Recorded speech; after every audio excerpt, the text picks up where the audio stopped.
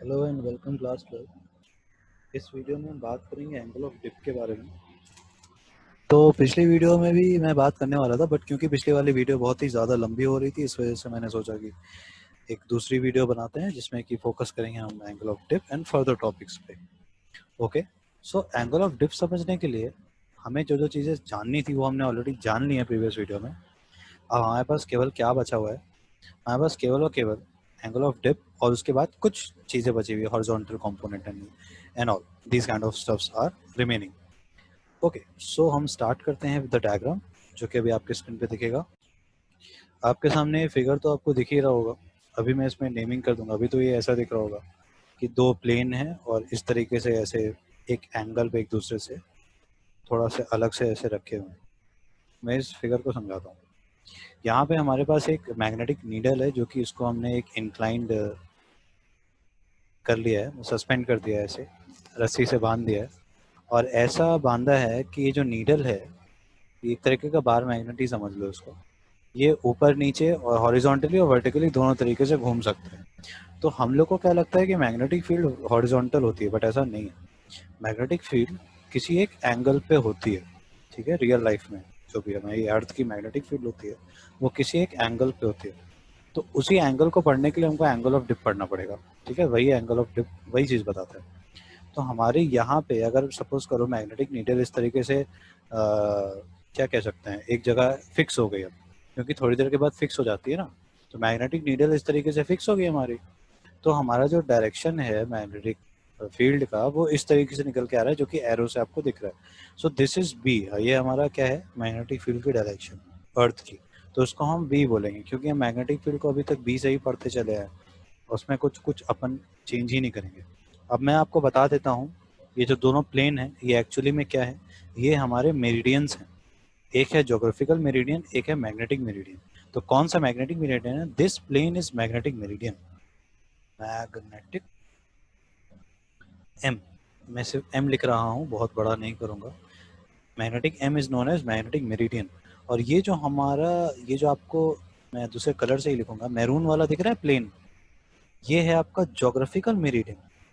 ठीक है, geographic M, ये आपका ज्योग्राफिक मेरिडियन है। Is it clear? तुम लोग को दिख रहा होगा। तो मैं ज्योग्राफिक मेरिडियन को थोड़ा सा उसके अंदर कर देता हूँ ताकि लगे हाँ ये ज्योग्राफिकल मेरिडियन है। ओके, तो अंदर वाला प्लेन जो मैरून वाला प्लेन दिख रहा है आपको, ये वाला प्लेन, दोनों प्लेन है। जैसे कि मैंने पहली बात किया था, मेरिडियंस बोथ आर प्लेन। तो दोनों प्लेन आपको अब इस तरीके से दिख रहा है। यहाँ पे मैग्नेटिक नीडल इस तरीके से सस्पेंडेड थी कि हमारी मैग्नेटिक फील्ड जो है कुछ एंगल पे थी इंक्लाइंड, और हमारी मैग्नेटिक फील्ड का डायरेक्शन इस समय ऐसा है। ठीक, तो अब क्योंकि ऐसा है हमारा, अब ये हमारा हॉरिजॉन्टल हो गया। अगर हम प्लेन वाइज देखें तो मैग्नेटिक मेरिडियन के अंदर की बात करो तो ये हो गया इसका हॉरिजॉन्टल, ये हो गया इसका वर्टिकल। तो जो हॉरिजॉन्टल के साथ मैग्नेटिक फील्ड जो कि किसी भी एक एंगल पे इंक्लाइंड होती है, वो एंगल को ही हम बोलते हैं एंगल ऑफ डिप। ये जो एंगल है इसी को हम बोलते हैं एंगल ऑफ डिप, और इसको हम डेल्टा से डिनोट करते हैं, ये वाला साइन डेल्टा। ठीक है, और जो हमारा हमने पिछले क्लास में सीखा था, पिछले वीडियो में सीखा था, एंगल ऑफ डिक्लिनेशन, उसको हम अल्फा से डिनोट करते थे बेटा। ठीक है, उसको हम अल्फा से डिनोट करते थे। अल्फा क्या था हमारा? Angle of declination. बट ये क्या है हम जो पढ़ रहे हैं इसमें, this is angle of dip. तो एंगल ऑफ डिप की अगर आप डेफिनेशन बुक्स में पढ़ोगे ना तो ऐसा लिखा होता है, बट जो लिखा होता है उसको आप वर्ड्स में बता सकते हो। अब क्योंकि आप जानते हो, आपको पता चल गया कि एंगल ऑफ डिप होता क्या है, ये चीज़ तो क्लियर है ना आप लोगों को एंगल ऑफ डिप क्या होता है। और अगर मैं declination, angle of declination alpha की बात करूं तो अल्फा कौन सा एंगल हो जाएगा? जल्दी से सोचना, मैं मैरून कलर से बना रहा हूँ उसको। हमारा जो अल्फा एंगल है वो ये वाला एंगल है एक्चुअली में। देखो ये दिस एंगल, ये जो दोनों प्लेन के बीच में बन रहा है, ये दोनों बुक जैसे बुक खोल के रखते हैं ना हम लोग, ऐसे बुक खोल के सामने ऐसे रख दो बिल्कुल, तो उस टाइप से दिख रहा होगा डायग्राम तुम लोग को। तो ये हमारा एंगल अल्फा है। ठीक है, मैंने एंगल अल्फा बता दिया। बट देखो एंगल अल्फा जो है कैसा बना हुआ है, वो प्लेन टू प्लेन के बीच का एंगल है, वो दोनों प्लेन के बीच का एंगल है। समझ रहे हो मेरी बात? समझ रहे हो कि ये इसका और इसके बीच का एंगल है। आप समझ रहे हो इस बात को? थ्री डायमेंशनली देखना इसको, सॉरी, इसको थ्री डायमेंशनली आप लोग देखना। Is it clear? ओके, तो अब तुम लोग को ये चीज़ क्लियर हो गया होगा मैं किस चीज़ की बात कर रहा था. सो दिस इज इसके और इसके बीच का. ओके, ये एंगल ऑफ हमारा डिक्लिनेशन हो गया, and this delta is angle of dip. अब हम यहाँ पे कुछ और इम्प्रोवाइज कर देते हैं, हॉरिजॉन्टल कंपोनेंट और वर्टिकल कंपोनेंट बना देते हैं मैग्नेटिक फील्ड का. ठीक, तो हमारा जो एंगल के साथ होगा वो हमारा हॉरिजॉन्टल कंपोनेंट हो जाएगा, जिसको कि मैं मैरून कलर से दिखाऊंगा जिसमें कि तुम लोगों को क्लियर भी हो. दिस, ये जो कंपोनेंट हमारा दिख रहा है ये हमारा हॉरिजॉन्टल कंपोनेंट हो जाएगा, और इसी तरीके से हम वर्टिकल कंपोनेंट को ब्लैक कलर से ना करके दूसरे कलर से दिखाते हैं, ग्रीन से दिखा देते हैं. ये हमारा वर्टिकल कंपोनेंट हो जाएगा. ठीक, तो अब मैं डेफिनेशन अब पढ़ूंगा, मैंने पहले डेफिनेशन नहीं पढ़ी थी, अब मैं डेफिनेशन आप लोग के लिए बोलने वाला हूँ. एंगल ऑफ डिप की क्या डेफिनेशन है एक्चुअली. तो एंगल ऑफ डिप की डेफिनेशन आप लोग सुनना ध्यान से. The angle made by the earth's total magnetic field that is B vector, जो कि आपके सामने दिख रहा होगा, with the horizontal direction in the magnetic meridian. In the magnetic meridian, ये सब कुछ कहानी कहाँ पे हो रही है, मैग्नेटिक मेरिडियन में आपके सामने दिख रहा है. मैग्नेटिक मेरिडियन वाले प्लेन पे मैं सब कुछ कर रहा हूँ. It is called angle of dip and it is denoted by delta.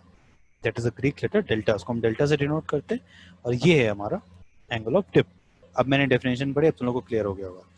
Angle of inclination भी इसको कहते हैं हम, ठीक है, याद रखना, बट इसको हम एंगल ऑफ डिप ही समझेंगे. या तो एंगल ऑफ इंक्लिनेशन भी बोला जाता है, इसको मैग्नेटिक डिक्लिनेशन भी बोला जाता है, एंगल ऑफ डिप भी बोला जाता है. अल्फा को मैग्नेटिक डिक्लिनेशन भी बोला जाता है, एंगल ऑफ डिक्लिनेशन भी बोला जाता है. खैर, उसका डेफिनेशन जो होता था हमारा, the angle between the geographical meridian and the magnetic meridian at a place, कहीं भी at a place, is called magnetic declination, और जिसको हम अल्फा से डिनोट करते हैं बेटा. Is it clear.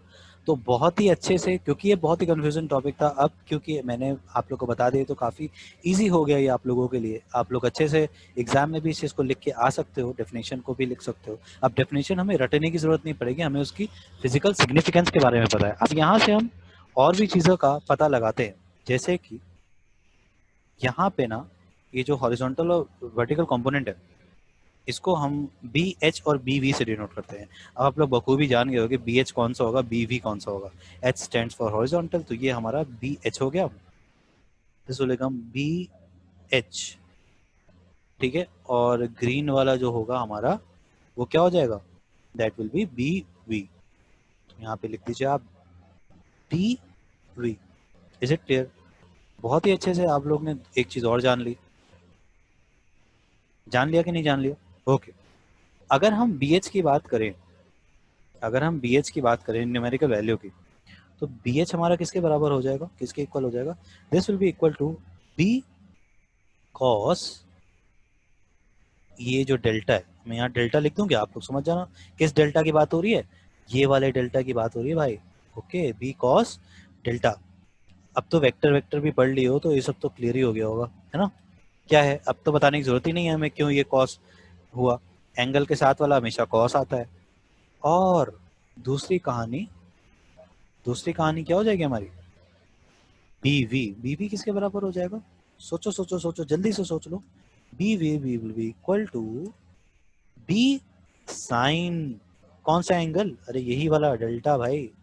ठीक है, देखो, I am trying to keep my class entertaining ताकि आप लोग का मन लगा रहे, बट क्योंकि थोड़ा सा कॉन्सेप्ट अगर हिला तो पूरे के पूरे हिल जाओगे, इसीलिए कॉन्सेप्ट नहीं हिलना चाहिए. ओके, मजाक अपनी जगह है, कॉन्सेप्ट अपनी जगह है. Okay, now now you know B H क्या होता है, बी वी क्या होता है. अच्छा, बी एच क्या होता है, it is the horizontal component. B V क्या होता है, vertical component of the magnetic field. B H क्या होता है, horizontal component of the magnetic field. Delta क्या होता है, एंगल ऑफ डिप. अल्फा क्या होता है, angle of declination. Geographic meridian आपके सामने है, मैग्नेटिक मेरिडियन आपके सामने है. कोई सिग्निफिकेंस पूछे तो आप लोग बोलो कि ये प्लेन होता है एक, ठीक है, क्या होता है, एक प्लेन होता है. बी एच की वैल्यू क्या होती है, B cos delta. B V की वैल्यू क्या होती है, बी साइन डेल्टा. क्लियर है ना ये सारी चीजें, इसमें तो बताने की जरूरत नहीं है. अगर आपसे पूछा जाए, मतलब एक और चीज हमें पढ़नी है, एंगल ऑफ डिप के बाद आता है horizontal component of the earth's magnetic field. तो इसकी डेफिनेशन क्या हो जाएगी, अभी मैंने आप लोग को, देखो मैं सिंपल शब्दों में आप लोगों को समझा चुका हूँ. डेफिनेशन कॉम्प्लिकेटेड चीज क्या हो जाए, It is the component of the Earth's total magnetic field, vector B, in the horizontal direction in the magnetic meridian. है कि नहीं? ये डेफिनेशन हो गई ना, तो लिख लो इस डेफिनेशन को, मैं लिख नहीं रहा हूँ, आप लोग लिख लो, मैंने बोला रिवाइंड करो और सुनो फिर से लिखो अच्छे से, ठीक? If delta is the angle of dip at any place, then the horizontal component of the Earth's magnetic field is given by BH is equal to B cos delta. अच्छा, ये तो किसी भी पॉइंट की बात होगी, बट पोल पे और इक्वेटर पे कहानी अलग होती है. जैसे किसी भी बाकी किसी पॉइंट पे अर्थ जो है कोई एंगल बनाता है हॉरिजॉन्टल के साथ, बट अगर हम इक्वेटर और पोल की बात करें तो कहानी थोड़ी डिफरेंट होती है. जब इक्वेटर की बात करते हैं तो वहाँ पे जो हमारा डेल्टा वाला एंगल होता है ना, वो 0 डिग्री होता है. समझ रहे हो? इक्वेटर पे, अगर हम इक्वेटर पे बात करते हैं तो वहाँ पे डेल्टा होता है हमारा 0, और अगर हम पोल्स की बात करते हैं तो वहाँ पे डेल्टा होता है 90 डिग्री. तो इस चीज़ को समझने के लिए ये समझो, ऐसा समझो आप. सपोज करो, इसको डायग्राम को मैं बने रहने दे रहा हूँ, एक बहुत ही रफ डायग्राम बनाऊंगा. ये अर्थ है, ठीक? और आप एक बार यहाँ खड़े हो और एक बार यहाँ खड़े हो, ठीक? समझना बात को मेरी. देखो, मैं क्योंकि इंसान को थोड़ा ठीक से बना देता हूँ ताकि वो इंसान लगे. एक पतला दुबला सा इंसान है इस तरीके से, और ऐसे खड़ा हुआ है यहाँ पे, वेट कर रहा है कि कुछ स्पेशल हो जाए, ठीक? और एक बार आप यहाँ पे खड़े हो. दो डिफरेंट पोजीशन है बेटा, ध्यान रखना इस बात का, ठीक? ओके. अब जो बच्चा यहाँ पे खड़ा है उसके लिए तो हॉरिजॉन्टल, अगर हम वो बच्चा यहाँ पे खड़ा है उसके लिए, उसके अकॉर्डिंग हम उस बच्चे के पॉइंट ऑफ व्यू, जो बच्चा यहाँ पे है उसके पॉइंट ऑफ व्यू से यही हॉरिजॉन्टल हो गया, है ना? ये हॉरिजॉन्टल है, उसका हाथ ऐसे उसने फैलाया है, वो हॉरिजॉन्टल है उसका, है कि नहीं है?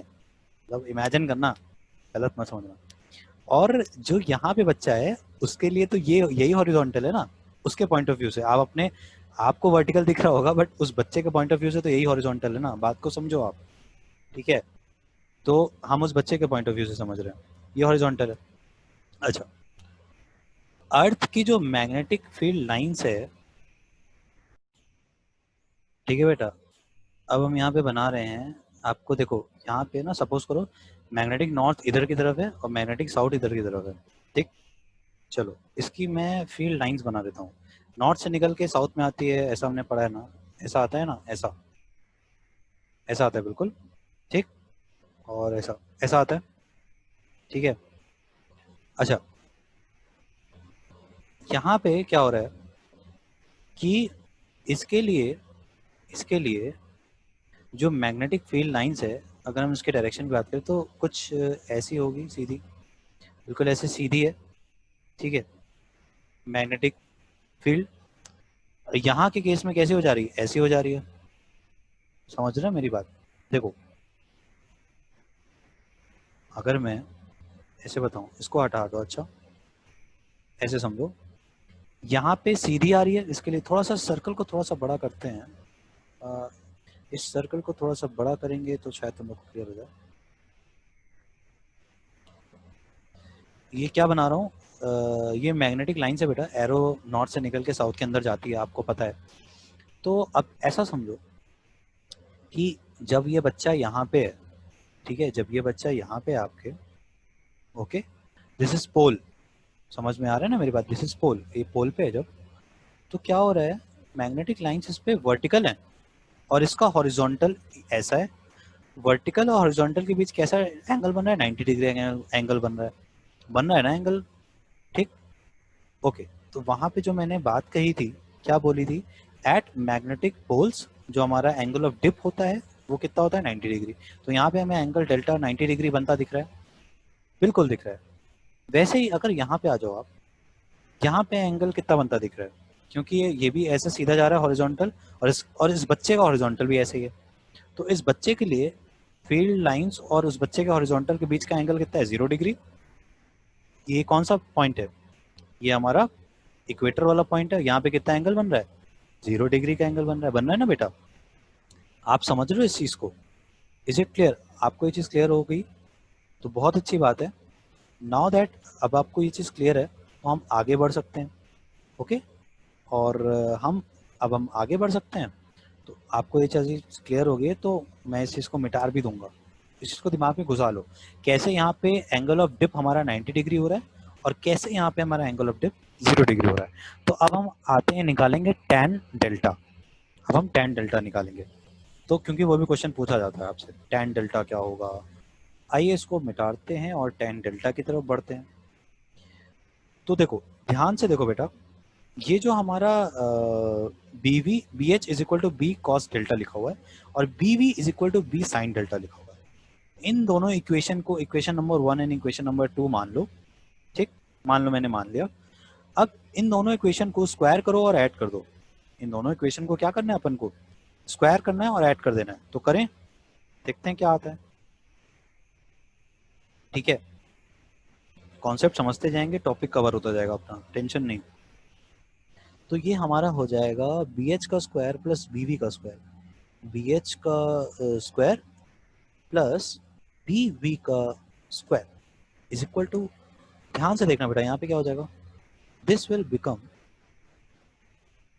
ये हमारा क्या हो जा रहा है। ओके, क्वेश्चन आता है हमारे पे, तो ठीक है अपन निकाल लेंगे।